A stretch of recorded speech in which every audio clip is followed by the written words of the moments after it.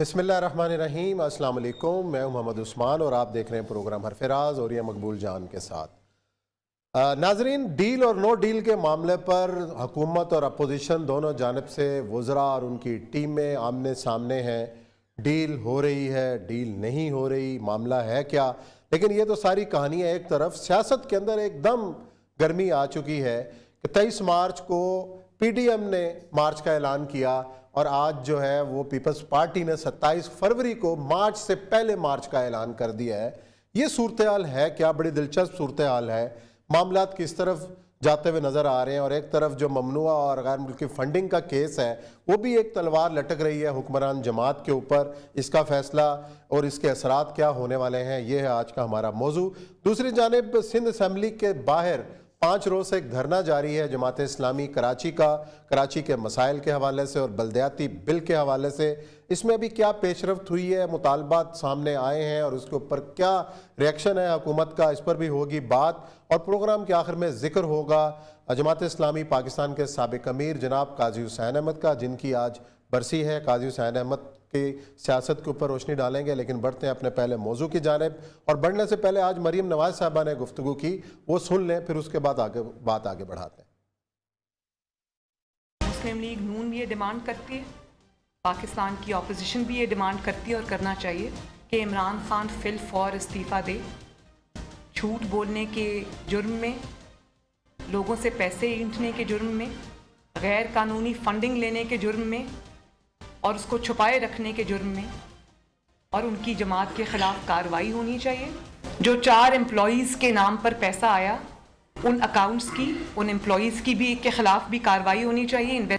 और अभी तक जो PTI के अनडिक्लेयर्ड अकाउंट्स हैं, जो उन्होंने झूठ बोल के कंसील किए, उन सब के ऊपर जो है वो इन्वेस्टिगेशन होनी चाहिए। मुझे ऑनेस्टली नहीं पता कि जो अयाज सादिक साहब ने क्या बात की है और किसकी तरफ उनका इशारा था, मैं नहीं जानती। जब तक मैं उनसे ना पूछ लूँ, डील की ज़रूरत उन लोगों को होती है जिनकी आवाम के अंदर जड़ें नहीं होती हैं और जो डील की तरफ देख रहे होते हैं। जैसे इमरान खान, मुस्लिम लीग नून सिर्फ एक चीज़ चाहती है, एक चीज़, और वो है free and fair election. Imran Khan का जो चेहरा है वो बिल्कुल पूरे पाकिस्तान को, बल्कि पूरी दुनिया को वाज़े नज़र आ रहा है। इंकशाफात जो उस रिपोर्ट्स में हैं, कौम का दिमाग चकरा के रह गया।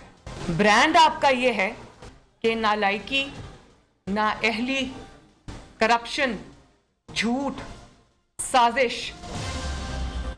जी, गुफ्तगू आपने सुनी मरीम नवाज साहबा की कि फिल फॉर इलेक्शन का मुतालबा किया और फ्री एंड फेयर इलेक्शन का मुतालबा किया। दूसरी जानिब पीपल्स पार्टी ने भी 27 फरवरी को लॉन्ग मार्च का ऐलान किया है। हमारे साथ कराची से मौजूद हैं सीनियर तज्जियाकार जनाब आमिर ज़िया साहब, और तुर्की में मौजूद हैं औरिया मकबूल जान साहब। दोनों को खुश आमदीद शो के अंदर। और यह साहब, आप इसे शुरू करूंगा कि मरीम नवाज साहबा ने भी डील की खबरों की तरदीद की है कि कोई डील नहीं हो रही, हमारा सिर्फ एक ही मुतालबा है कि फ्री एंड फेयर इलेक्शन कराए जाएं, फिल फोर कराए जाएं, और फॉरेन फंडिंग केस का भी उन्होंने हवाला दिया है। और ये जो इस मार्च से पहले मार्च का जो एक पत्ता फेंका है पीपल्स पार्टी ने, इसको क्या देख रहे हैं? टाइमिंग कितनी इंपॉर्टेंट है? एक तरफ फॉरेन फंडिंग केस है, दूसरी जानब 27 फरवरी को ये वाला मार्च, फिर मार्च में फिर मार्च। तो ये मार्चों की जो हकीकत है, जो मार्चों का जो एक चलन है, ये किस तरफ, इसका एंड क्या नजर आ रहा है आपको?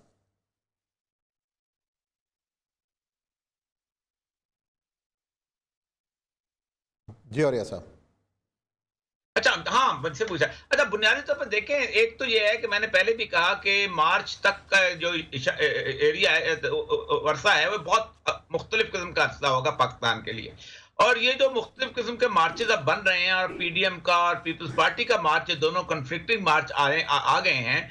इसमें तो असल मसला यह है कि क्या एक अनारकी की सूरत हाल ऐसी बिल्ड की जा रही है इस मुल्क के अंदर, और इमरान खान के साथ उसका केस कराना, फिर उसके साथ साथ उसकी फ्रजाइल मेजॉरिटी, तो क्या मुल्क को एक ऐसे दौराहे पे लाके खड़ा किया जा रहा है कि जहां पर बिल्कुल गवर्नेबल ना रहे, किसी किस्म का कोई लॉ एंड ऑर्डर सिचुएशन ना हो, सियासत आगे ना चल सके, बजट बेहतर ना हो, टैक्स पूरे ना होते हों, और ये ऐसी सूरत हाल के अंदर किसी न किस्म की इंटरवेंशन का जवाब बन जाता है। और जाहिर बात है, जिस तरह के आपके कर्जे हैं और जिस तरह की आपकी सूरत हाल है, जिस तरह का आपका डिसीजन मेकिंग है, आप इस मर्ज पे आ चुके हुए हैं। पीपल्स पार्टी ने पहले भी, मैं बड़े बड़े वसूख से कह रहा हूं, पहले भी बहुत दफा रास्ते दिए हैं और हमने उसके बारे में डिस्कस भी किया है। ये आखिरी दफा जब 31 लॉज पेश हुए थे, इसमें पीपल पार्टी ने खास तौर पे रास्ता दिया। उससे पहले सेनेट के इलेक्शंस के अंदर ये सूरत-हाल हुई। उसके बाद जो है दोबारा जब सेनेट की जो है उसने लीडर ऑफ द अपोजिशन के जमाने में ये एफर्ट हुई। अब ये 23 मार्च के उस धरने से पहले एक धरना निकालना और 23 मार्च से पहले चीजों को एक खास मंतकी अंजाम तक पहुंचाना, ये बड़ा अजीब सा अगरचे कि लग रहा है। अगरचे के पीपल्स पार्टी के अंदर स्ट्रीट पावर का सतह वो नहीं है कि वो एक बहुत बड़े जिसे कहते हैं मोबिलाइजेशन कर ले पाकिस्तान को आगे इस तरह की कैफियत में पैदा कर दे कि आगे कोई ना कोई फैसला करना पड़ जाए। लेकिन वो फिर नून लीग पीछे नहीं रहना चाहती, फिर बाकी चीजें पीडीएम आ जाएगा। इन सारों से लगता वही है कि इमरान खान के जाते जाते ये मामला ऐसा कुछ धड़ाम से गिराना का मंजर नजर आ रहा है मुझे कि जिसके अंदर शायद किसी के हाथ में कुछ ना आए।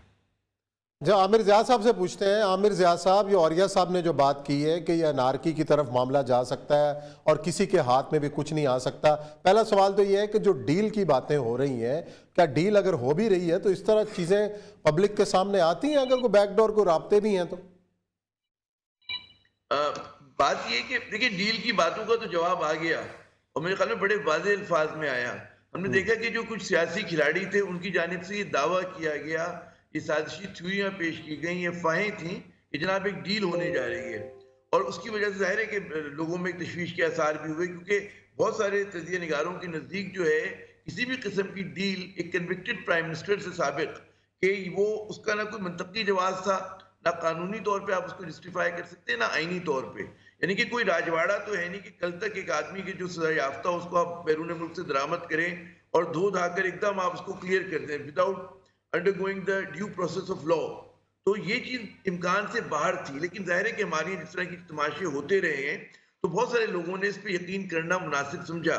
और ये भी, लेकिन मैं एक सवाल करता रहा हूँ, जब ये जो कल का DGISPR की प्रेस कॉन्फ्रेंस, उससे पहले भी हम लोग बात करते रहे मुख्तलिफ प्रोग्राम में कि ये मुमकिन नहीं कि अचानक जो है इस्टेब्लिशमेंट या फौज जो है अपना बयानिया यकसर बदल दे। मतलब उन्हें भी कुछ मतलब मंतकी जवाब पेश करना होगा ना अपनी बातों का, है ना। तो वो बिल्कुल मेरी समझ से बाला करता है। कोई पाकिस्तानी कौम बच्चा जमहूरा तो है नहीं कि आपने कहा भाई घूम जा। कल तक आप कह रहे थे ये सारे लोग के भाई करप्ट हैं और इन्होंने फला चीज की एकदम धो धाकर इनको दूध से आप किस तरह से लोगों के सिरों पे मुसल्लत कर सकते हैं। तो ये एक सवाली निशान था और उसकी आप खुद देखें कि जवाब उसका DGISPR की तरफ से बड़ा मुख्तसर लेकिन बड़ा मेरे ख्याल में उसके कहते हैं ना टू द पॉइंट आया है। इसमें उन्होंने कहा कि जी बिल्कुल बेबुनियाद है, बेसलेस है और आप उन्हीं से पूछे कि किनके साथ बात हो रही थी। तो जब आर्मी ने ऑफिशियली इस चीज को डिनाई कर दिया तो फिर उस गुब्बारे में से खुद ब खुद हवा निकल जाती है। फिर ये नून लीग नहीं कह सकती कि जी हम डील नहीं करना चाह रहे या हमारे ऊपर कोई है, क्योंकि कोशिशें तो हुई हैं और वो जाहिर है कि फौज को भी एहसास होगा, अवाम की पल्स जो है वो भी देखते होंगे। तो ये नहीं मुमकिन हो सकता कि कन्विक्टेड प्राइम मिनिस्टर। फिर दूसरी बात ये कि जो नवाज शरीफ साहब और उनके इर्द गिर्द जो हवारी हैं, जो अपने वो दिल में अनाद और बुग़्ज़ रखते हैं पाकिस्तान के इदारों के खिलाफ, और वो एक कहते हैं ना एक प्लाइंट किस्म के इदारे चाहते हैं, एक हैयत तब्दील कर देना चाहते हैं पाकिस्तानी रियासत की। तो मेरे ख्याल में जब उस चीज़ का मुझे जैसे मतलब कराची में बैठे हुए सहाफ़ी को पता है, आपको पता है, तो इदारों को भी पता होगा कि भाई इनके क्या ज़ाइम है, इनका ताल्लुक किससे है, किन लोगों से है। तो मैं नहीं समझता कि ये जो चीज़ थी और बड़ा अच्छा हुआ कि गुब्बारे से हवा निकल गई। अब आइए दूसरी बात जो है कि जी ऑपोजिशन का एजिटेशन मार्च से पहले मार्च मार्च से पहले मार्च, मैं समझता हूँ कि इसमें पोस्चरिंग ज्यादा है। और अगर इमरान खान को कबल वक्त हटाने की बात होती है, हटाया जाता है, इन हाउस चेंज या इस तरह की कोई क्राइसिस पैदा कर देते हैं, तो उसका मतलब ये होगा कि इमरान खान जो है वो सियासी शहीद हो रहे हैं और 2023 के इंतखाबात में उनका जो है भाव जो है खुद ब खुद बढ़ जाएगा। इमरान खान को प्रीमेच्योर हटाने का मतलब ये होगा कि इमरान खान जो है बड़ी वेंजेंस के साथ वापस आएंगे एज ऑपोजिशन लीडर। और उसमें जाहिर है कि अगर उनके मुकाबले पे जो सियासतदान है, जरदारी है और नवाज शरीफ साहब और उनका खानदान है, तो उनमें उन लोगों की कोई अखलाकी क्रेडिबिलिटी नहीं है उन लोगों की। इमरान खान से बहुत शिकायतें कि जी बड़े गलत फैसले किए, मईशत तबाह कर दी, गवर्नेंस के इशूज हैं, हम उस पर तकरीर कर सकते हैं, कश्मीर इशू पे उन्होंने कॉम्प्रोमाइज किया, बहुत सारी बातें कर सकते हैं, लेकिन अभी भी क्रेडिबिलिटी के लिहाज से मैं समझता हूँ कि वो पीपल्स पार्टी और नून लीग की क़यादत के मुकाबले में ज़्यादा बड़े हैं, कदावर हैं और वाहिद सब वो कौमी रहनुमा हैं कि जिनकी जड़ें जो हैं चारों सूबों में हैं और वो कहते हैं ना लसानियत से बाहर है। मतलब ये नहीं हो रहा कि नवाज शरीफ साहब सिर्फ सेंट्रल पंजाब के लीडर हैं और जनाब बिलावल भुट्टो साहब जो है उनकी असल जड़ें जो है वो अंदरूनी सिंध में है। जो असल बात है इमरान खान की, उनका स्पीकिंग भी उनका फॉलोअर है, पश्तून भी है, पंजाबी भी है, सराइकी भी है। तो एक अक्रॉस द बोर्ड जो एक जमाने में एजाज पाकिस्तान पीपल्स पार्टी को हुआ करता था वो पीटीआई को है। वो कि इनकी मतलब है जो पॉपुलर सपोर्ट है वो यकीनन इरोड हुई है। तो मैं समझता हूँ कि पोस्टरिंग ज्यादा होगी और ये जो संजीदा ओपोजिशन लीडर उन्हें भी पता है कि हमें एक पॉइंट से आगे, पॉइंट ऑफ रूबिकॉन से आगे नहीं जाना, नो रिटर्न से आगे नहीं जाना। अगर क्योंकि जाते हैं उस्मान साहब, उसका नतीजा फिर एक ही होगा, जैसे कि और ये साहब ने बिल्कुल सही कहा कि जनाब फिर किसी के हाथ में कुछ नहीं आएगा और फिर कोई और किसी और फॉर्मूले की बात हो रही होगी जो यकीनन अब भी लोग डिस्कस करते हैं। मैं नहीं समझता कि इस हद तक जाएंगे, दिलों में तेल नहीं है इसमें इख्तिलाफ के कि कोई डिसाइसिव मूवमेंट चला सकें। जी और ये साहब, इन तिलों में तेल नहीं है। जी बिल्कुल नहीं, मैं सही कहा। पीपल्स पार्टी एक जमाने में बड़ी जबरदस्त उनकी स्ट्रीट पावर होती थी, खुद जलसे करते हुए बहुत जबरदस्त। भुट्टो साहब ने क्या क्या जलसे नहीं किए। फिर 83 की मूवमेंट की उन्होंने किसी ना किसी हद तक मार खाई और जालक का माशला देखा। लेकिन अब तो वो 4 बंदे हैं लाहौर में नहीं ला सकते। यही हाल नून लीग का है कि अगर उनके साथ मौलाना फजल रहमान पीछे हट जाएं और वो जो मदरसे के तालिबान और बाकी सारे जो उनके फॉलोअर साथ ना हो तो पीछे कुछ नहीं है। जलसे करना जो है इससे मूवमेंट्स नहीं होती। जलसे आप 2000 जलसे भी पाकिस्तान में कर लें कुछ नहीं होता। लेकिन अगर तो ये किसी एजेंडे के तहत ये चल रहा है और समझा जा रहा है कि पाकिस्तान में जो मौजूदा सिस्टम है ये डिलीवर नहीं कर पाएगा और हम ना अपने कर्जे उतार सकेंगे, ना अपनी माशी हालत को बेहतर कर सकेंगे, ना हम इस तरह की सूरत में आएंगे कोई डिसीजन ले सकेंगे हम चीन की तरफ जाना है या अमेरिका की तरफ जाना है। आज ही मैं यहाँ पर एक बांग्लादेश के बहुत बड़े आदमी से बात कर रहा था तो उन्होंने कहा कि बांग्लादेश ने अपनी जिंदगी में पहली दफा हसीना वाजिद ने इंडिया को इनकार किया है और इंडिया को कहा है कि हम क्वाड में शामिल नहीं होंगे कि हमारा मफाद चीन के साथ वाबस्ता है। और इंडिया की बहुत सख्त नाराजगी वहां पर सूरत हाल होगी। बहुत बड़े आदमी थे बांग्लादेश के, जहां उनकी अपनी पार्टी के बंदे जो थे। अब वहां बांग्लादेश जैसा मुल्क ये डिसीजन ले पा रहा है, हम नहीं डामाडोल। जहां के अंदर सीपैक का सबसे बड़ा प्रोजेक्ट गुजर रहा है, जहां से वो रोड गुजर रही है, ग्वादर पोर्ट जहां पर है। तो ये फैसले कौन करेगा, किस वक्त करेगा? क्या इमरान खान को कुछ सांस लेने देगा या अगर नवाज शरीफ आ जाए तो वो फैसले करेंगे, अमेरिका से आजाद हो गए क्या ज्यादा? ये है क्राइसिस पाकिस्तान का। और इस क्राइसिस के अंदर अगर कुछ पॉलिटिकल पार्टीज प्ले विद करती हैं और कुछ और लोग आके वो जो एक पब्लिक अपराइजिंग की सूरत हाल बना लेते हैं, एक तूफान सा खड़ा कर देते हैं, उस बहाने में अंदर इंटरवेंशन हो जाती है तो ये सब कुछ खराब हो जाएगा। और जहां तक इस बात का ताल्लुक है कि नून लीग या ये लोग जो हैं ये इमरान खान को वक्त से पहले ये कभी भी नहीं करेंगे। आमिर जाद साहब बिल्कुल ठीक कहते हैं, इमरान खान साहब की सारी बुराइयां अच्छाइयों में तब्दील हो जाएंगी और इमरान खान का उनका कहा जाएगा कि जो तो काम कर रहा था आपने सीढ़ी उसके नीचे से खींच ली। इसका मतलब ये है मलबा जो है वो नून लीग पे गिर जाएगा या पीपल्स पार्टी पे गिर जाएगा और ये बाकी जो है मुकम्मल तौर पे दोबारा इलेक्शन के अंदर आने के काबिल नहीं होंगे। और ये सब आपने जो पॉइंट उठाया है और आमिर ज़िया साहब ने भी बात की कि सियासी शहीद नहीं बनने देना चाहते अपोजिशन। लेकिन यही इसका मतलब ये है आमिर ज़िया साहब कि खामोश मुफाहमत पीपल्स पार्टी और मुस्लिम लीग नून की क़यादत के दरमियान है कि इमरान खान पूरे 5 साल मुकम्मल करें। जी बिल्कुल। बात यह है कि देखें अब तक 2002 से जितने इंतखाबात हुए हर पार्लियामेंट ने अपनी मियाद पूरी की, वजीर आजम कोई नहीं कर सका। मुझे लग ये रहा है मतलब है कि इमरान खान कोई इस मुल्क में खाकम बदहन कोई हादसा हो जाए, कोई बहुत बड़ी बात हो जाए वो अलग है।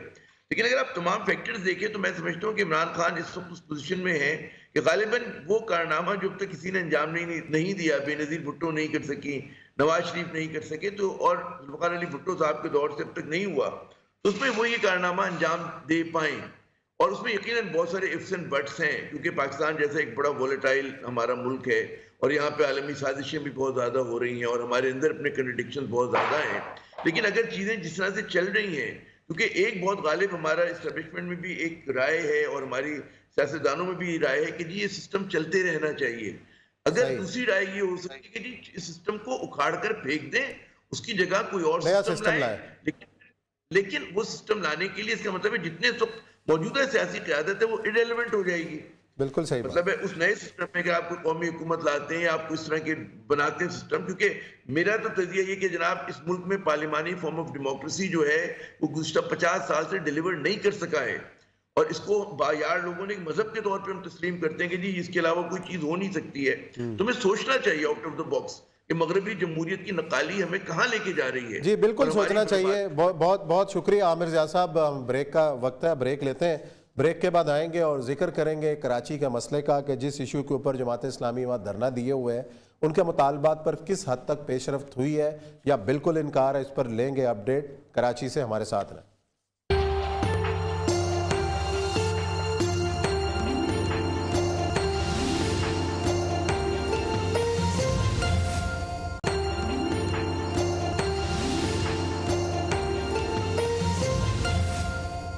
जी नाज़रीन, ब्रेक के बाद आपको खुशामदीद कहते हैं। शहर कायद कराची में कराची के मसाइल के हवाले से और ख़ास तौर पर बल्दियात का जो नया बिल मंजूर हुआ है उस हवाले से गुज़िश्ता 7 रोज़ से जमात इस्लामी कराची का धरना जारी है। दिन रात लोगों की बड़ी तादाद वहाँ मौजूद है।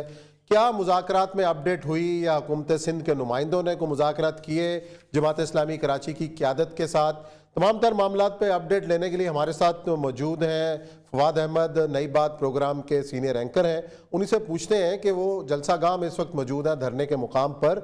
अपना फवाद बताइएगा कि क्या सूरत हाल है, कितना मजमा मौजूद है वहाँ पे, और 7 रोज़ से बारिश और सर्दी के बावजूद भी लोग वहाँ बैठे हैं, तो हुकूमत सिंध के नुमाइंदों की कोई बातचीत शुरू हो पाई है या अभी तक इस मजमे को उन्होंने इग्नोर कर रखा है? बहुत शुक्रिया उस्मान साहब।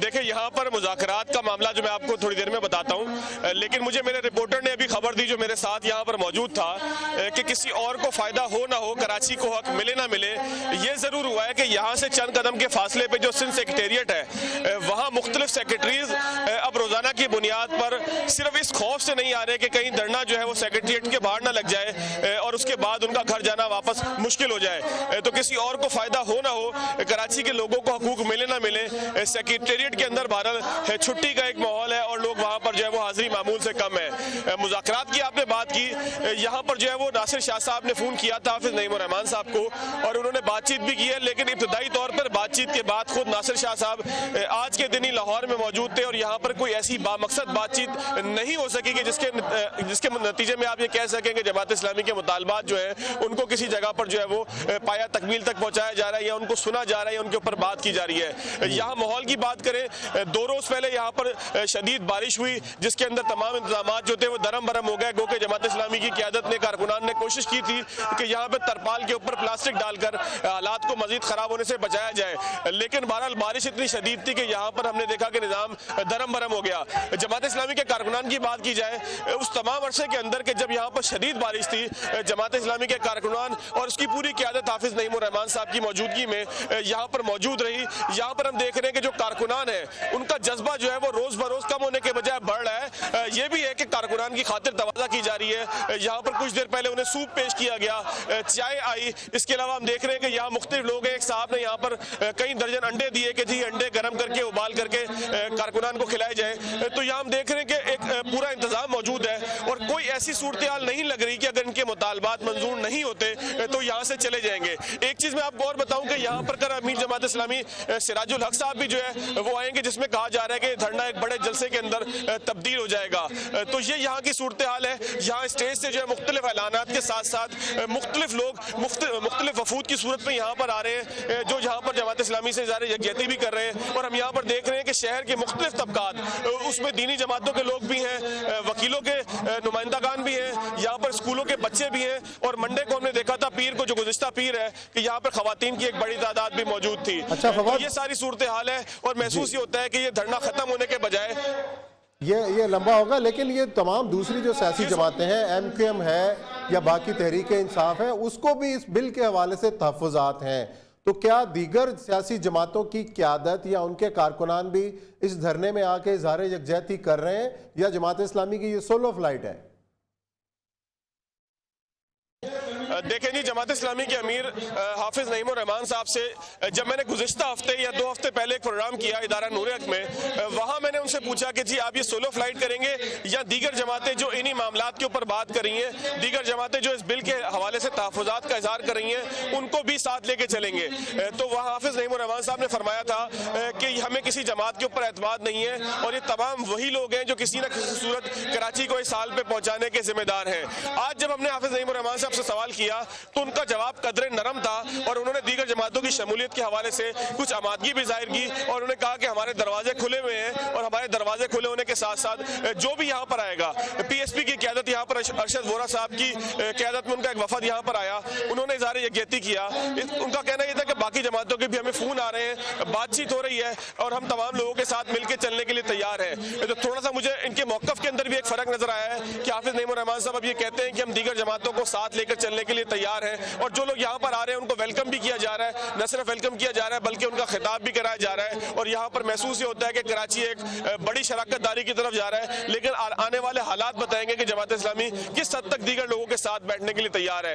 एक सवाल यहाँ पर मैंने सैयद अब्दुल रशीद साहब जो जमात इस्लामी के एमपी हैं, मैंने उनसे पूछा कि आप असेंबली के अंदर, असेंबली के जब मेंबर हैं तो असेंबली में क्यों नहीं लेके जाते जब दीगर वुज़रा भी ये कहते हैं कि जमात इस्लामी असेंबली की बात को असेंबली में करे। तो उनका कहना था कि ये बिल जो है वो 6 मिनट के अंदर टेबल हुआ और उसके बाद मंजूर हो गया। तो ऐसे बिल जिसके ऊपर बहस ना कराई जाए, असेंबली के अंदर एक आमराना रवैया हो, तो वहां पर आप क्या तवक्का करते हैं कि असेंबली के अंदर हम किस जगह पर जाकर क्या बात करेंगे। साथ साथ उनका कहना भी यह भी था कि असेंबली के फोरम को हम छोड़ेंगे नहीं बल्कि जहां मौका मिलेगा वहां अपने मौक़िफ़ का इजहार भी करेंगे और अपनी बात भी रखेंगे। जी अच्छा, एक आपने ये देखा कि जो गवादर में कामयाब धरना हुआ और उसके बाद मुतालबात भी मंजूर किए गए और उस धरने के रूह रवां मौलाना हिदायतुर रहमान साहब भी इस धरने के अंदर शरीक थे। क्या जमात इस्लामी कराची उसी पैटर्न को फॉलो करने के चक्कर में है कि एक तवील दुरानिये का धरना दिया जाए और जब तक मुतालबात तस्लीम नहीं होते उस वक्त तक ना उठा जाए?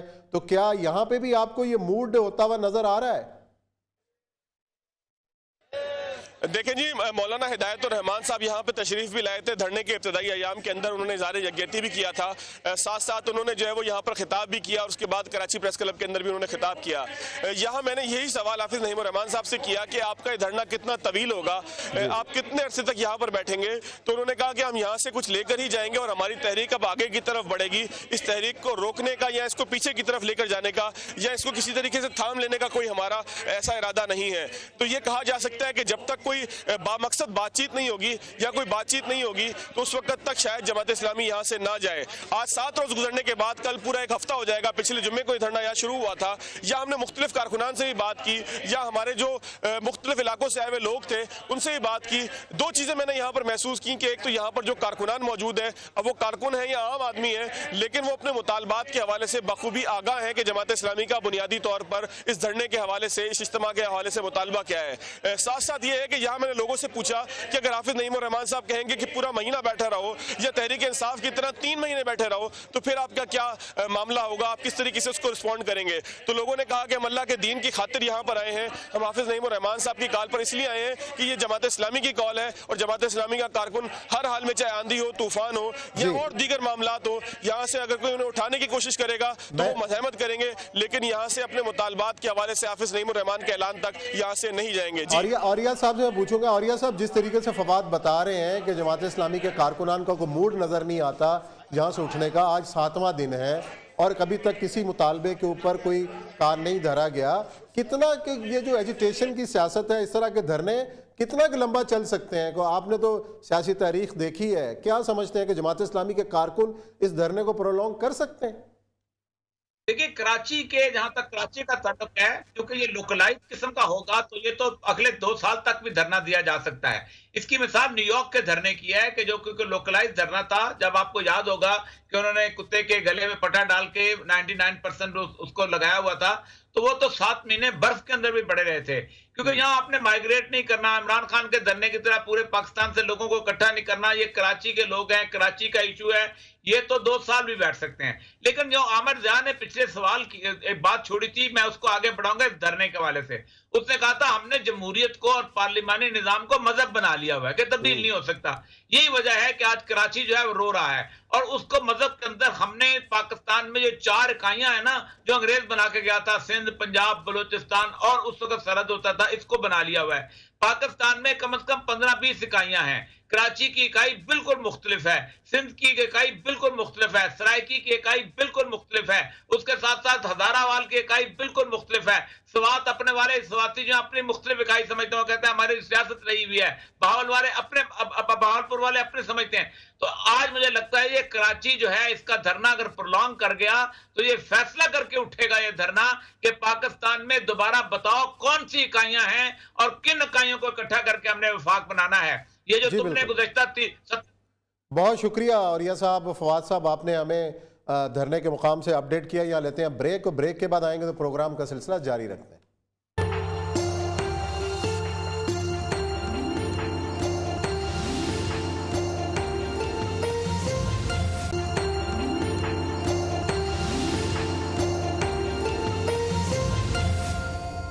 जी नाज़रीन, ब्रेक के बाद आपको खुशामदीद कहते हैं। आज जमात इस्लामी पाकिस्तान के साबिक अमीर जनाब काजी हुसैन अहमद की बरसी है। उनकी सियासत, उनकी शख्सियत पर आज हम बात करते हैं। और यह मकबूल जान साहब, काजी साहब के हवाले से ज़ाहिर आपने भी उनके करीब से देखा, हमारे साथ भी कई इंटरव्यूज़ उनके हमने भी किए। जो शख्सियत थी काजी हुसैन अहमद की, आज की जो लीडरशिप है, ओवरऑल जो पाकिस्तान की सियासी लीडरशिप है, उनमें उनके उस मुकाम को या उनकी शख्सियत को आप किस तरीके से देखते हैं? मेरा ख्याल है कई सालों के बाद काजी साहब की शख्सियत ऐसी पैदा हुई थी जैसे आलमी सतह की शख्सियत होती थी। मतलब मौलाना मौदूदी है शख्सियत थे कि जिनको पूरी दुनिया में, अरब वर्ल्ड में भी लोग जानते थे, लेकिन उनकी इल्मी सतह पर उनको जाना जाता था, उनकी तफहीम के काम से, बाकी चीज़ों से। लेकिन काजी साहब को तो एक वाइब्रेंट लीडर के तौर पर आप देखें, ये टर्की जहां मैं इस वक्त बैठा हूं, यहाँ काजी साहब ने नजमुद्दीन अरबकान के साथ इतने बड़े जलसे से खिताब किया था कि पूरे का पूरा इस्तांबुल शहर उमड़ कर आ गया था, बल्कि तुर्की से लोग जो थे वो यहाँ आए थे। काजी साहब जहां पर भी मुस्लिम उम्मा के साथ कुछ हो रहा होता था, काजी साहब का मकाम और काजी साहब का मर्तबा ऐसा था तो काजी साहब वहां खुद पहुंच जाते थे। अफगानिस्तान के साथ उनका एक साथी ताल्लुक था, क्योंकि वो खुद अफगान थे और उस सारी की सारी मूवमेंट को जानते थे और उनको पता था और उनका एहतराम भी पाया जाता था। आप देखिए बोस्निया की जब सूरत हाल हुई तो काजी हुसैन अहमद वहां पहुंचे। इस चेचिया का मामला हो तो काजी हुसैन अहमद वहां पहुंचे। कौन सी ऐसी जगह है जहां काजी साहब का जो है आपको वजूद नजर नहीं आता, एक ऐसे वाइब्रेंट, जिसे कहता है एक जिंदा लीडर के तौर पे। और वो वाकई पाकिस्तान के अंदर तो नहीं, पूरी दुनिया में उनकी कमी आज महसूस होती है। और सबसे बड़ी बात यह कि लोगों को इकट्ठा करना, मजहबी लोगों को, जैसे सियासतदानों को इकट्ठा करने के लिए नवाब नसरुल्लाह की लोग याद करते हैं आज उनको, वैसे ही काजी साहब जो थे, एक प्लेटफॉर्म पे काजी साहब ने जिस तरह लोगों को इकट्ठा किया। आप खुद सोचें कि जमात इस्लामी मौलाना मौदूदी से लेके मियां तुफैल मोहम्मद तक हर वक्त मजहबी ताकतों के निशाने पे होती थी। कोई इसको कहता था कि ये अकायद गलत है, कोई कहता था ये अकायद गलत है, कोई कहता था साहबा की शान में गुस्ताखी की है, कोई कहता था ये किया है। काजी साहब ने जिस वक्त उनको इकट्ठा किया है तो काजी साहब की फरासत का आलम यह था कि वो तमाम उलमा जमात इस्लामी को भी बहैसियत एक मुसलमान और एक साले तंजीम के तौर पे मानना शुरू हो गए, तो उनके साथ चलते थे। बिल्कुल ऐसे ही है। मौलाना शाह अहमद नूरानी के साथ उनका ताल्लुक देख लें, या बाकी मौलाना समीउल हक के साथ, इलामा साजिद नकवी के साथ, जो मिली यकजहती कौंसिल का जो क़याम है वो भी काजी साहब का ही गिना जाता है कि उन्होंने इन सबको इकट्ठा किया। और जो मैं अर्ज करूं आपको, मशहद में इमाम रजा का जो मकबरा है, वहां एक मस्जिद है। उस मस्जिद के आगे वो कहते हैं कि यहाँ जो मुसल्ला है, ये अपना सिर्फ यहाँ पर इमाम मेहदी जो है वो जब तशरीफ लाएंगे तो वो नमाज पढ़ाएंगे, तो वहाँ कोई इमाम नहीं होता बल्कि सामने मुकब्बर खड़ा होता है कि वो वहां पर कहता है।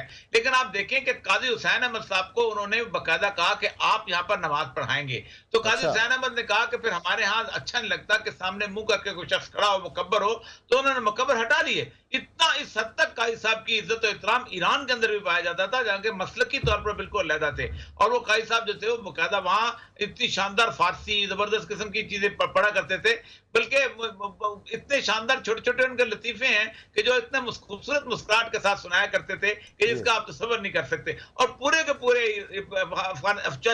ताजिकिस्तान के अंदर, उज्बेकिस्तान के अंदर, किर्गिस्तान।